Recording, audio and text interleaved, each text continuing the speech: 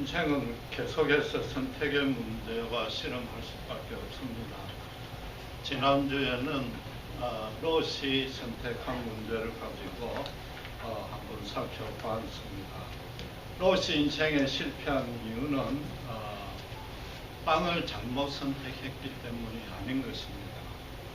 현실의 요소를 감안해서 자기 나름대로 판단한 것은 합당했습니다. 심지어 소돔 땅으로 이주한 것 자체도 잘못은 없었습니다.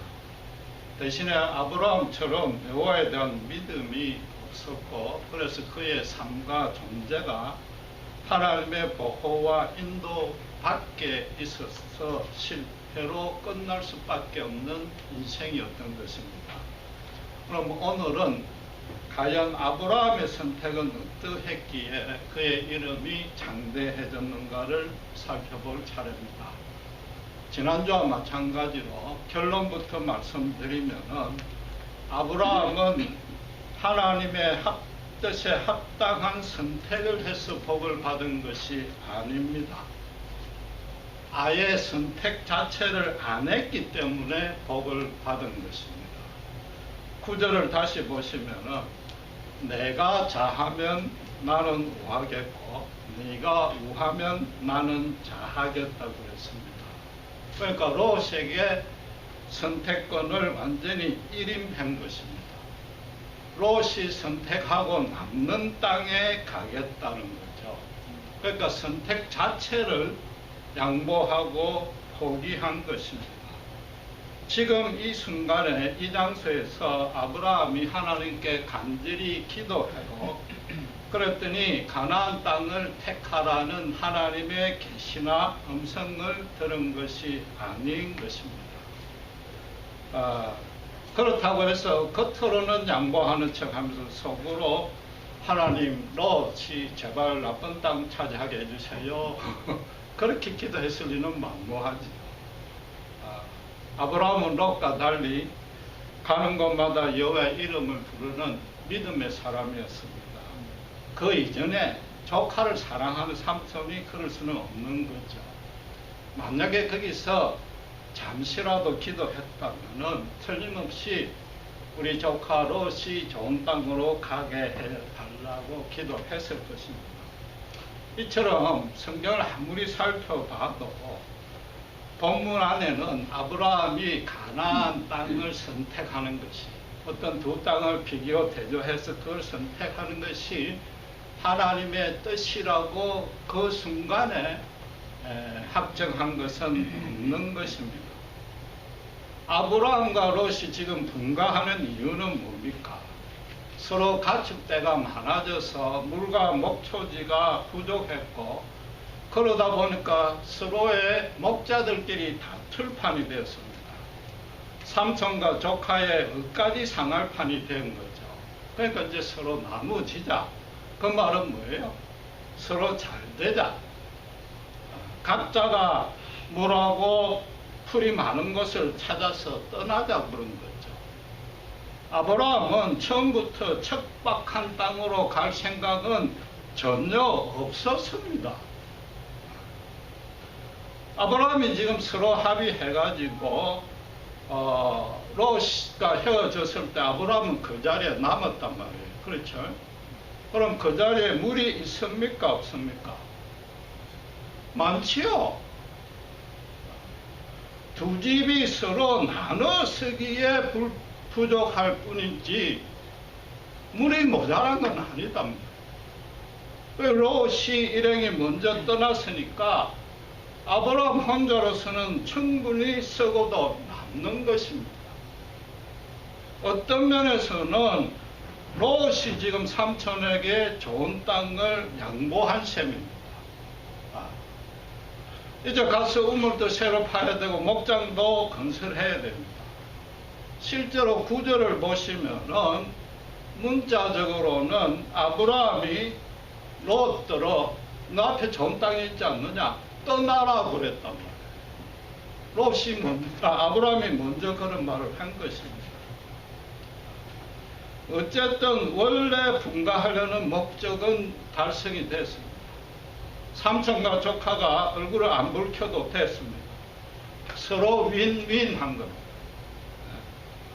그래서 롯의 선택에도 하자가 없다고 그러고 서로가 서로에게 양보하는 아름다운 모습으로 결말이 지어진 것입니다. 결과적으로 둘 다 하나님의 뜻에 합당한 구태여 선택이라면 선택을 한 셈이 되는 겁니다. 그러나 실질적으로 아브라함은 가나안 땅을 비교 대조해서 고른 것이 아니요, 아브라함은 아무 한 일이 없는 것입니다. 본문은 그래서 신자가 어떻게 해야 하나님의 뜻에 합당한 선택을 할 수 있는가, 그걸 가르치는 내용이 아니라는 겁니다. 대신에 뭐예요? 오히려 선택하지 아니할 때 하나님의 뜻에 합당할 경우가 더 많다, 그걸 지금 말하고 있는 겁니다. 그렇다면 아브라함이 왜 선택을 포기하고 전적으로 롯에게 양보할 수 있었던가? 그 이유는 뭡니까? 아주 간단합니다. 자의적으로 판단하고 선택했더니 처절하게 실패했던 체험을 한 지 얼마 안 됐었죠. 혹시라도 또 롯이 자의적 선택이 잘못됐다고 학대학습할 필요는 없습니다. 롯이 실패한 것은 다시 강조하지만은 그는 여호와의 언약 안에 온전히 동참하지 아니했기 때문에 실패한 겁니다. 자기 중심의 가치관으로만 살고 그에 따른 생활 방식이 하나님과 정반대편으로 갔기 때문에 하나님의 은혜를 못 받았고 그러니 실패했단 말이에요. 여러분, 성경의 표현이 참 흥미롭습니다. 롯의 경우에 13장 12절에 우리가 지난주에 살펴봤지만은 성읍들에 머무르다가 장막으로 옮겨서 소돔까지 이르렀다고 그랬습니다. 도시 생활에 미련이 남았기 때문인데, 인간적으로 봐주면, 좋게 해석하면 일찍이 아버지가 돌아갔습니다. 이제 삼촌하고도 헤어질 판이니까 사람이 그리워서 도시로 갔을 수도 있습니다. 그러나 어쨌든지 간에 롯은 처음에 그 요단 들판을 선택했던 목적과 계획을 점점 잊어버린 거죠. 마찬가지로 12장 8절 9절에 아브라함이 여호와의 이름을 부르더니 기근이 오기도 전인데 뭐라고 표현이 됐어요? 점점 남방으로 옮겨갔더라 그런 거죠. 그 옮겨간 데가 어디? 마침 애국 근처인 거죠. 아브라함도 인간적으로 보면은 가나안 땅에서 워낙 멸시를 받았으니까 그 멸시 안 받는 곳, 방해 안 맞는 곳으로 찾아가긴 찾아갔단 말이에요. 그러나 처음에 하나님이 이 땅에 머무르라, 이 땅을 내 후손에게 주리라 하는 그 약속을 점점 잊어버린 거죠. 그 약속의 땅에서 점점 멀어졌고, 마침 기근이 닥치니까 손쉬운 인간적인 해결책을 찾아서 애굽으로 넘어간 것이다. 그런데 막상 들어가 보니까 이제는 이쁜 마누라 때문에 자기까지 죽을 판이 되니까 우리 누이라고 거짓말하자라고 공모를 했습니다. 그런데 이때까지만 해도 이건 확률의 게임입니다. 어쨌든 간에 잘하면은 그런 일이 안 일어날 수도 있다는 일말의 기대는 있었단 말이에요. 그런데 여러분, 인생 사는 것은 항상 멀피의 법칙이라는 게 작용됩니다. 안 좋은 일이 겹치는 거죠. 그것도 뭐예요? 제발 그 일만은 안 일어났으면 싶은 바로 그 일이 이상하게 또 겹친단 말이에요. 아브라함의 경우가 그래 되는 거죠. 그런데 이건 이미 엎질러진 물이란 말이에요. 도저히 다시 담을 수는 없습니다. 거기에 바로한테 가서 제가 거짓말했습니다, 제 마누라입니다, 살려주세요 하면 어떻게 되겠어요? 그 자리에서 왕을 모독했다고 발령을 당하지요. 현실적으로 부부가 다시 결합할 수 있는 확률은 제로입니다.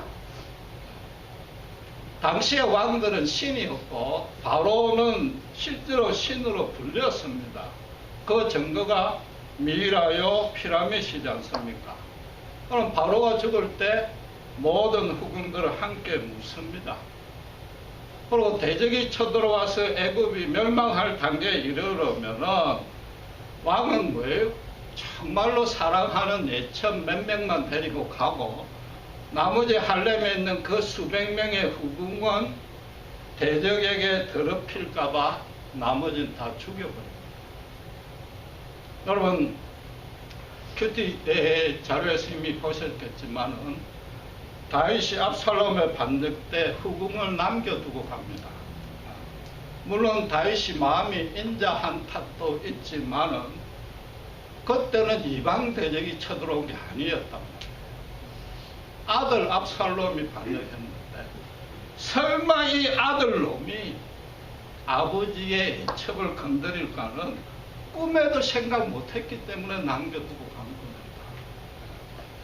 어쨌든 이래저래 사레와 아내 아브라함은 그 부부 관계가 완전히 끝났습니다. 회복될 수가 없습니다. 아브라함으로서는 사레가 아예 이 세상에 없는 존재다. 차라리 죽었다. 이렇게 생각하는 게 훨씬 마음이 편할 판국이 된 거죠. 바로 그때 하나님이 묘하게 간섭하셔서 바로가 먼저 아내를 돌려줍니다. 원상 회복이 된 거죠. 부부로 다시 맺어진 거죠. 세상에서는 있을 수 없는 일이 벌어졌습니다. 그때 아브라함이 어떻게 생각했겠습니까? 어떤 생각이 들었겠습니까? 하나님이 정말 위대하시는구나. 능치 못할 일이 전혀 없구나. 당신께서 하신 약속은 당신의 이름을 걸고 반드시 당신께서 지키시는구나. 내가 아무리 내 개인적으로 최선으로 판단을 하고 최고의 대책을 세운다 할지라도 사실은 애국으로 피신하고 누이라고 거짓말한 것은 당시로서는 상당한 계책이었습니다. 그러나 그 길을 인도하시는 이는 결국은 하나님이시구나. 그분은 내 계획을 얼마든지 수정하고 정반대로 비틀 수도 있고 아예 취소시킬 수도 있는 분이시는구나. 그럼에도 불구하고 그 결말은 반드시 당신의 더 선하고 더 거룩한 영광을 반드시 드러내시고야 마는구나. 그걸 깨달았을 거 아니에요. 거기다 다른 한편에는 그 기근이 난 것이 그냥 우연히 난 것이 아니었겠다. 내 믿음을 테스트해 보려는 하나님의 섭리였을 수 있겠다. 현실이 궁핍하고 물이 없어 기근이 있을 때 너가 과연 하나님의 약속을 붙들 것인가? 끝까지 놓지 아니할 것인가? 그걸 하나님이 물어보려고 기근을 보냈을 수 있겠구나. 현실에 풍족하는데 못 믿을 사람 아무도 없습니다. 환난이 있기 때문에 믿음이 필요한 것이다. 아브라함은 자기를 최초의 해외 선교사로 보내신 하나님의 뜻을 다시 생각한 겁니다. 해외에 나가면은 말도 문화도 안 통하는 데서 천대받고 멸시받는 것은 선교사가 당연히 당할 일이다. 거기에 대해서 네가 지금부터 준비하고 훈련하라. 그 뜻이었구나. 그러니까 이제 나는 어떤 일이 있어도 가나안 땅에 남아있겠다. 그럼 하나님이 어떤 일이 있어도 보호해 주신다. 애굽에서 겪었잖아요. 하나님의 말씀대로 이 땅을 반드시 내 후손들에게 물려주겠다고 단단히 결심했을 거 아닙니까?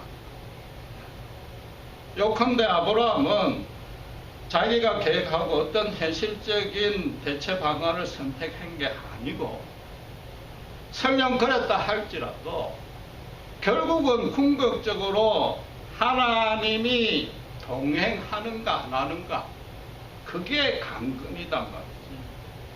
그걸 철저히 깨달은 거죠.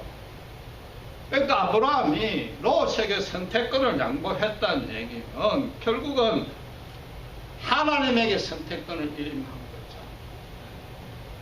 그는 가나안 땅을 선택한 것이 아니라 하나님의 약속과 하나님 그분을 선택한 것입니다.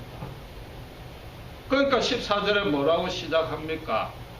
롯이 아브라함을 떠난 후에 서로가 윈윈하고 난 다음에, 특별히 뭘? 아브라함이 하나님을 선택하고 난 다음에 하나님은 다시 바로 이 땅이 내가 약속한 그 땅이다, 알겠느냐? 재차 확인을 시켜준 거죠. 그걸 조금 더 구체적으로 15절에는 보이는 모든 땅을 내게 주겠다고 했다. 트럼프처럼 무슨 부동산 재벌 만들어 주겠다는 것이 아니고, 17절에 뭐래요? 종과 행으로 행하는 땅은 다 준다. 내가 어디를 가든지 누구와 무슨 일을 하든지 나는 함께 할 것이다. 내가 애굽에서 그랬지 않느냐, 그 얘기죠. 여러분, 우리가 기도할 때 어떻게 시작합니까? 고난 중에, 또 특별히 선택의 기로에 있을 때 맨 먼저 기도할 때 어떻게 합니까? 여러분 몰라도 저는 그렇게 합니다. 언제 어디서나 저와 함께 하심을 믿습니다. 오늘 본문 주제로 바꾸면 어떻게 됩니까? 나는 이미 하나님 안에 자녀이기 때문에 제가 무슨 선택을 할지라도 하나님 함께 해서 저를 지켜주시고 보호해 주실 줄 믿습니다. 그 고백이잖아요. 그런데도 왜 자꾸 내 선택이 잘못될까 걱정부터 하느냐. 여러분 죄송하지만은 엄밀하게 말하면 내가 잘못 선택해서 하나님께 벌 받을까봐 그렇게 걱정하면 믿음이 아주 좋은 겁니다. 그렇게 걱정한 적이 있습니까? 저는 없습니다. 그렇잖아요. 그런데도 자꾸 선택을 잘못할까 해서 실패할까 염려하는 이유는 반드시 내 뜻과 내 기도하는 대로 이루어 달라는 거죠. 내가 주인이고 하나님이 내 종이 된단 말이에요. 물론 우리는 연약하고 그렇게 악한 의도는 없습니다. 그렇죠? 우리가 탐욕으로 구하지도 않습니다. 정력으로 구하면 응답 안 받는다는 건 너무 잘 알고 있기 때문입니다. 우리가 하나님의 뜻과 계획을 나를 통해서 이루셔서 나는 정말 하나님의 영광을 보기를 소원합니다. 내 한 목숨 바치겠습니다. 그렇게까지는 기도를 안 할 수는 있지만은 정말로 선한 마음을 가지고 선한 동기로 우리 가족과 이웃과 교인들을 위해서 기도합니다. 그렇죠? 난 힘듭니다. 연약합니다. 선택하기도 힘듭니다. 그 기도한다는 자체가 뭐예요? 하나님만 믿습니다. 하나님 함께 하시면 믿는다는 거잖아요. 지금 하나님이 아브라함들을 종과 행으로 함께 어디로 가든지 함께 하겠다면은 네가 무슨 선택을 하도 나는 너와 함께 하겠다는 겁니다. 그렇죠? 그럼 우리는 아브라함의 후손이단 말이에요. 믿음의 후손이요. 아브라함에게 주신 그 언약에 우리가 동참을 한단 말이에요. 그럼 우리도 하나님 안에 있기 때문에 우리가 종으로 선택하든 행으로 선택하든 하나님이 함께 안 할 리는 없지 않느냐 말이에요. 종과 행이라는 것은 가로 세로고 완전히 반대의 길입니다. 그걸 하나님이 그때도 함께 하겠다고 그러잖아요. 그러니까 우리가 하나님께 묻고 또 묻고 또 물어서 답을 얻어야 될 게 한두 가지 사건의 어떤 현실적인 대체 방안이 아니란 말이에요.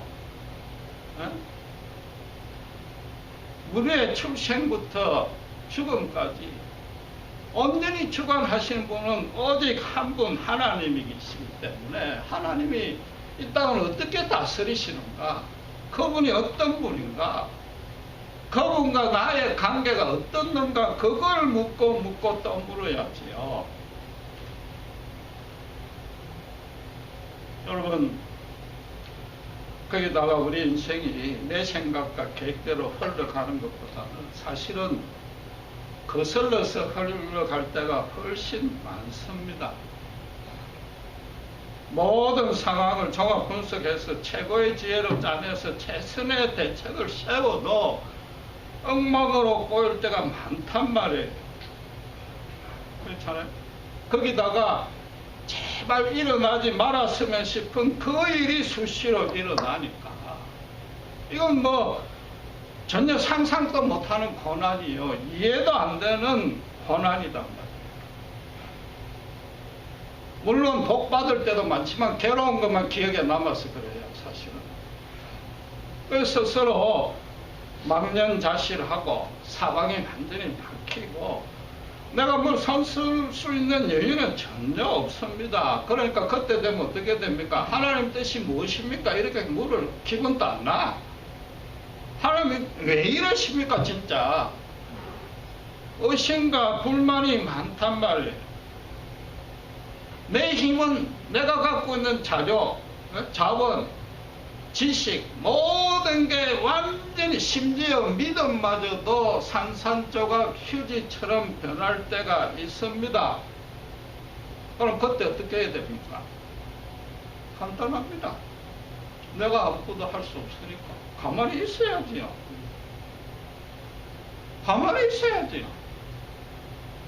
지금 아브라함처럼 내가 자꾸 가지려고 했던 인생에 대한 선택권을 하나님에게 완전히 되돌려 주어야 돼.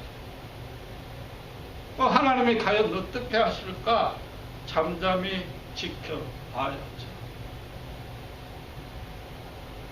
말하자면 인생이 선택의 문제를 가지고 실험하기 때문에 괴로움이 아니고 선택 자체가 차단된 문제 때문에 더 괴로운 겁니다. 아무리 우리가 선한 의도로 선한 방식으로 선택해서 할지라도 죄에 찌든 이 인간 세상이 우리를 가만 놔두지 않습니다. 경쟁과 시기와 분쟁 때문에 억울하고 고난받고 상처받는 일 많습니다. 선택을 두고 기도할 정도 되면 그건 아주 상황이 좋은 겁니다. 여전히 아직은 확률제입니다만 어느 쪽이든지 선택을 하든지 성공 가능성이 있는 거죠. 그러니까 하나님한테 어느 쪽이 성공 가능성이 더 많습니까? 그걸 따지고 있잖아요.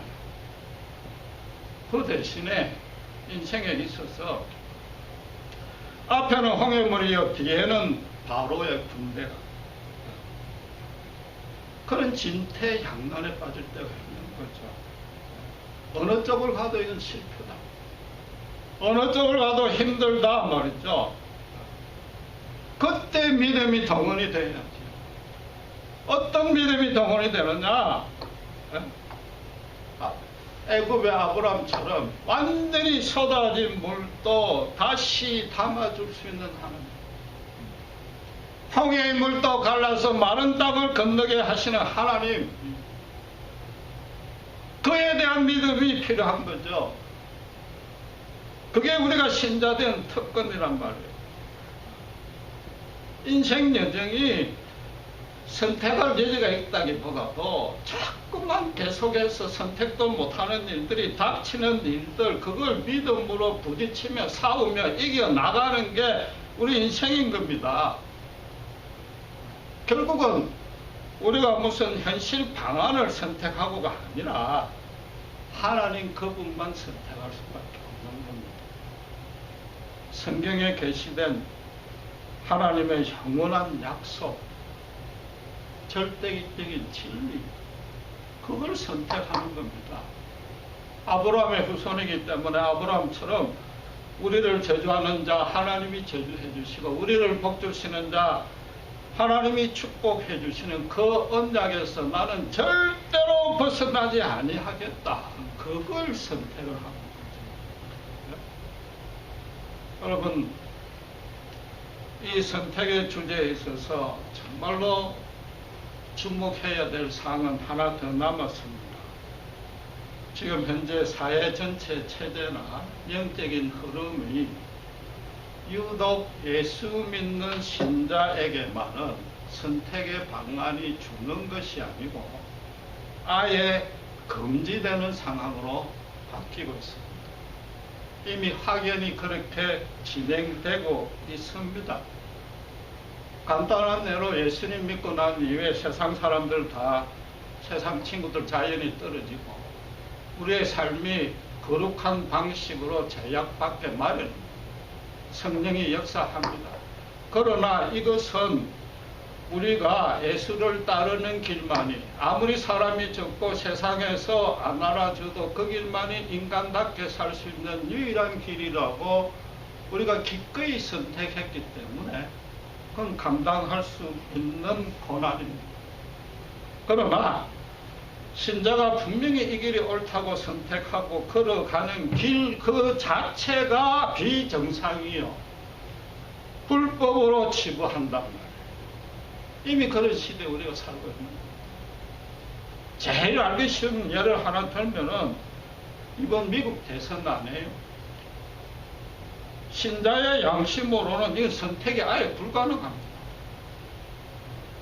거짓말의 천재와 불법의 기재가 맞붙었어. 순전히 그 남편이 지극히 개인적인 일로 만약에 제가 그때 대통령이었다면 저도 그렇게 거짓말할 수밖에 없었을 것입니다. 마누라도 있고 대통령입니다. 지극히 개인적인 일로 거짓말 한 번 했다고 탄핵을 당할 뻔한 게 겨우 20년밖에 안 됐습니다. 그 거짓말의 피해 당사자가 개인의 문제가 아니라 국가의 문제에 대해서 거짓말을 밥 먹듯이 하고 있습니다. 다른 한쪽은 자기가 가지고 있는 계열회사에 지금 불법으로 탈세로 소송에 계류된 것만 해도 수천 건입니다. 돈밖에 모르는 사람이 대통령이 되겠다는 거죠. 3당 4당 후보는 성경적인 가치관과 정반대로 가고 있습니다. 그리스찬 양심으로 도저히 선택을 할 수가 없습니다. 차악도 없습니다. 다들 최악입니다.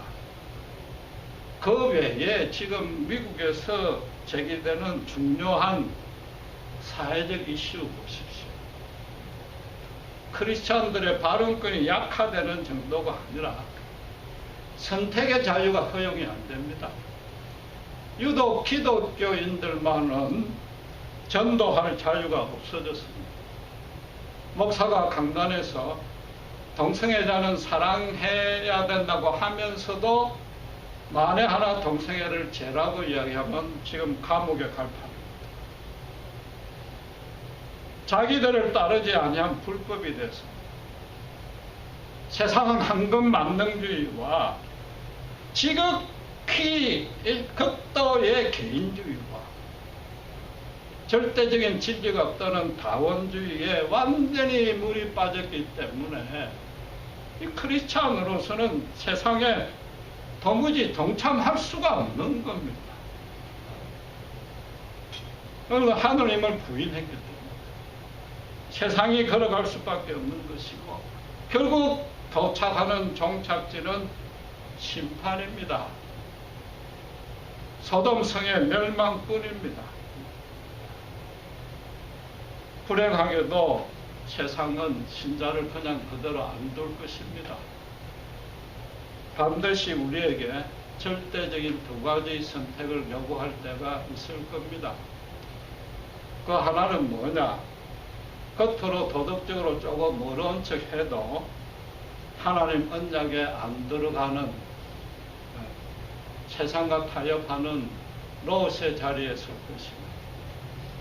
정반대로 오직 하나님만 선택하는 아브라함의 자리에 설 것입니다. 그걸 요구할 날이 반드시 옵니다.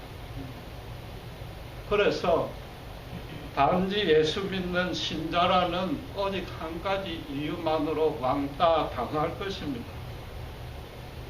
제가 목사라서 심판을 강조하는 것이 아니라 여러분들이 실제로 실감하고 있지 않습니까?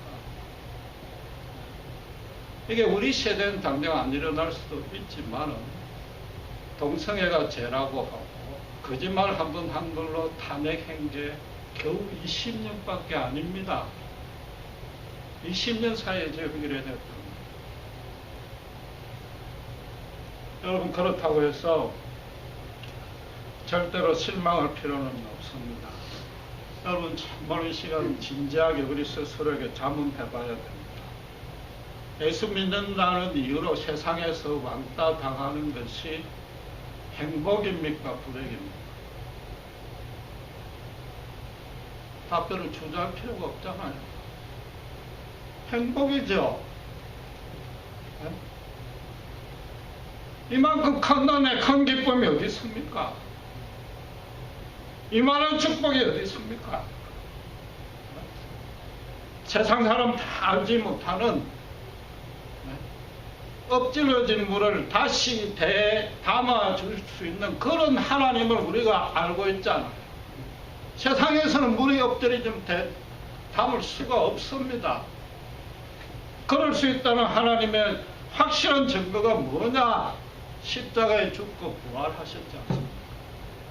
그런 하나님이 얼마든지 우리가 종으로 행하든지 행으로 행하든지 하나님의 언약 안에 머물면서 네가 무슨 선택을 하든지 간에 내가 반드시 합력해서 선으로 이루시겠다는 그 하나님이 우리에게 있지 않느냐. 왕따 당하는 것이 더 행복한 거죠. 예수님의 십자가 사랑 안에 있는 것만이 참 생명이요, 참 만족이요, 참 행복인 것입니다.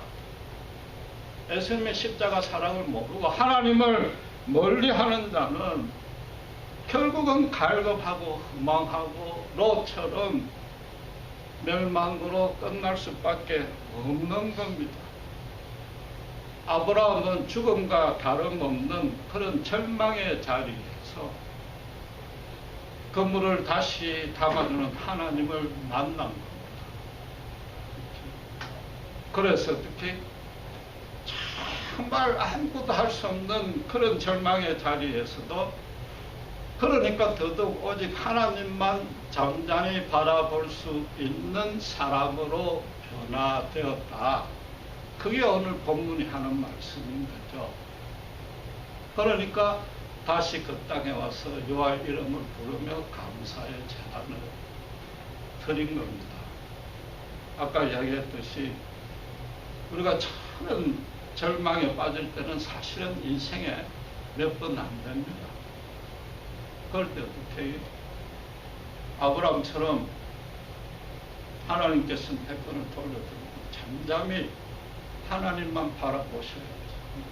그러면 하나님만 볼 수 있는 게 아니라 아브라함과 같은 하나님이 주시는 기적도 함께 볼 수 있게 된다는 겁니다. 기도하겠습니다. 하나님 아버지, 하나님 감사합니다. 아브라함이 땅을 선택한 것이 아니라 선택권 자체를 롯에게, 아니 하나님에게 완전히 일임했음을 봅니다. 그도 애굽에서의 그 처절한 실패가 없었다면 그런 자리에까지 이르지 못했었죠.